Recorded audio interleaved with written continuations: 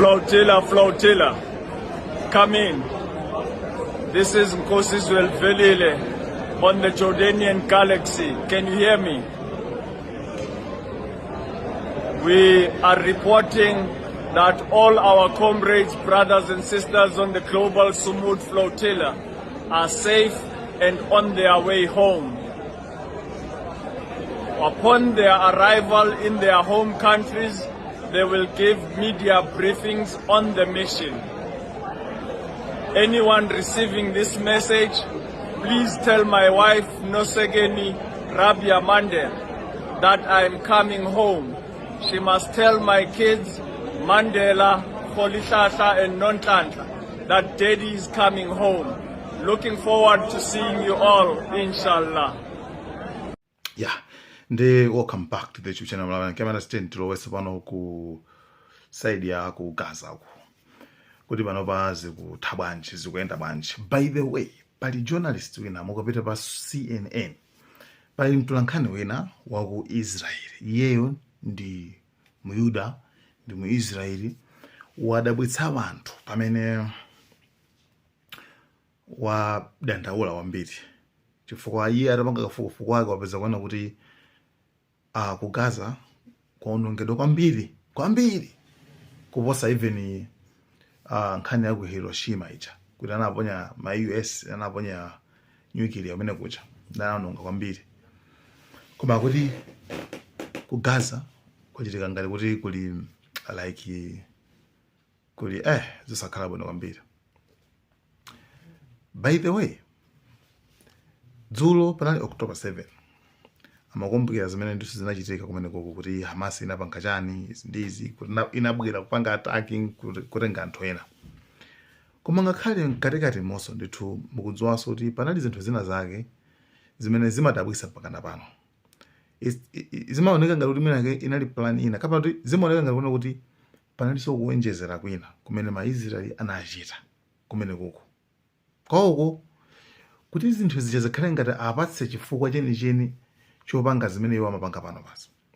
Komanso pali zinthu zina zimene iwo anabweretsa zonena kuti completely zinali zoti zilibe umboni. For example, ananena kuona kuti achina Hamas wana atabwera anazinga makosi ang'ono. Koma mukafukufuku wose atafufuza anapeza kuti zimenezo palibe sana piana. Tu ananda kuti atabwera anagwiririra anthu. Mukafukufuku mulibe zona anagwiririra anthu. Right? Chifukwa zimene zizi zimene amenena kuti akapange. Therefore, iwo anakambaza anthu kuona 2000 kuti anthu 2000 anaphedwa yema kuti mzambiri. Anyway, apo pali nkhani zambiri zimene zinachitika pa October 7. Komano the response imene inapanga imene ikuchitabe osatena apa koma ikuchita mpaka napano pa achina ujenewa achina Israel ndiona kuti tens ma thousand tingotero anthu amene ikupha. Another thing is chimene anthu amene akudziwitsana kuti October 7 inaliona kuti inali ngati kuwauza anthu kuti akuluakulu kunoku kukumachitika izi. Remember, mumvetse bwinobwino apa. Ku Israeli anthu akapita amene afuna kukhala ku Israeli amapatsidwa manyumba kuti kasankhe nyumba imodzi iliyonse ku manyumba ama Palestina aja ndio mangu atulutsa amatulukani muno tifatulowemo.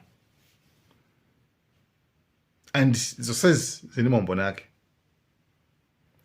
Umatulukani mfatulowemo.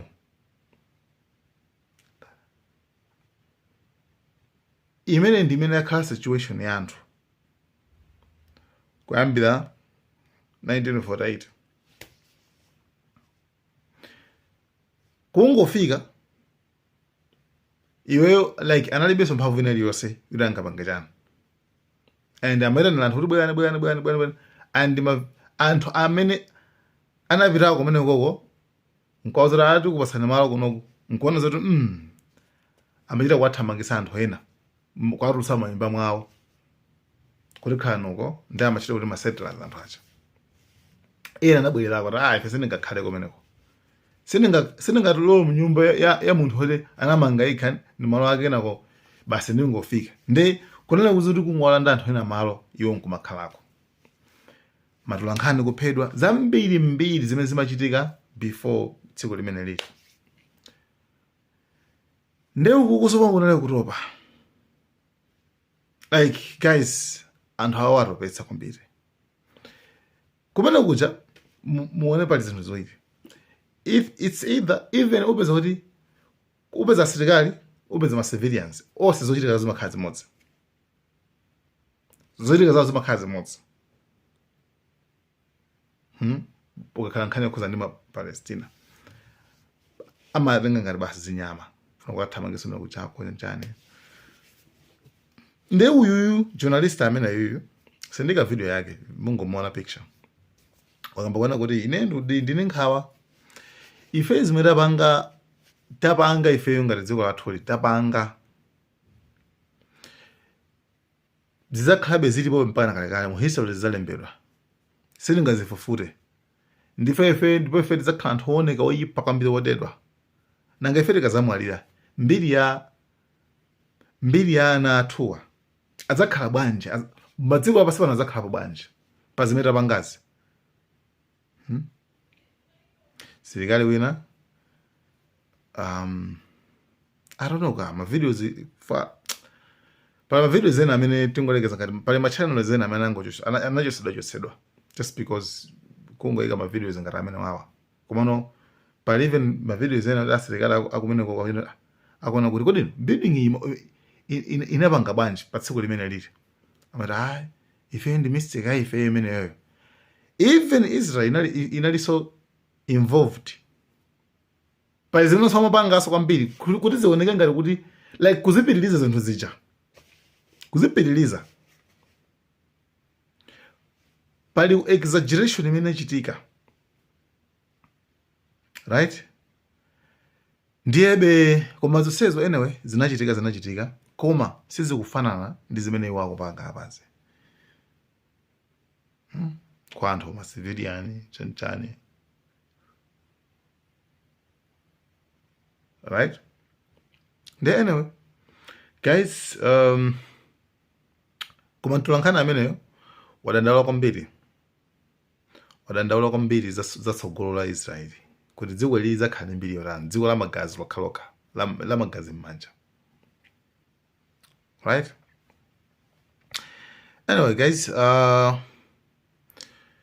tulowesa pano kuzochitikaso pano zokambirana zimene akukambirana apa kuti nkhondo ite okay apangita ku Egypt ku hotela ina kumeneko ndiye akunena kuti outcome sikudziwikabe is uncertain outcome yazimene akambirana nazo koma pakana president wa dziko limene la Sisi wa ku Egypt wana kuti Trump abwere nawo kumeneko azasainira nawo zinthuzi pamene bakuwola ndi papa Israel yavomera Hamas yavomera komano inaso ndi ma condition ake pamene bakuwola ndi pamodzi pawiri one Hamas ikufuna kuti asilikali osachokeretu mene mugazamo Israel ikufuna kuti Hamas zakhale ndi chidolo chimodzi pamenepo pene pakuwola Hamas anoti it's fine ife tizisiya koma ino mutuluke kaye ndi Israel ifa kuti ikhalabe mmwemo mu Hamas mugazamo koma osawazidasa khale nazo pamene pene pakuvuta iwo akona kuti atulukani nonse mutuluke ife sizolatisiyaso